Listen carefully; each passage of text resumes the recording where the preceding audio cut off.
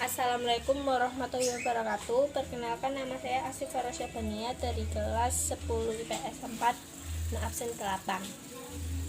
Di sini saya akan tutorial membuat makanan suwuk. Mari ikuti video saya. Berikut alat dan bahannya: 1 barudan, 2 pisau, 3 gula merah, 4 kelapa yang sudah diparut, 5 singkong.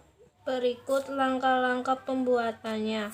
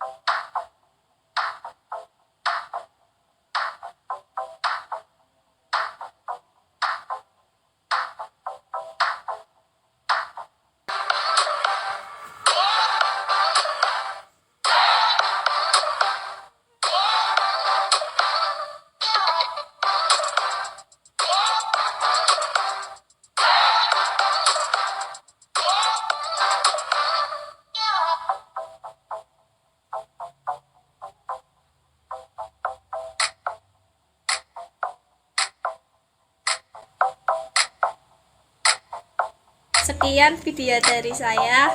Wassalamualaikum warahmatullahi wabarakatuh.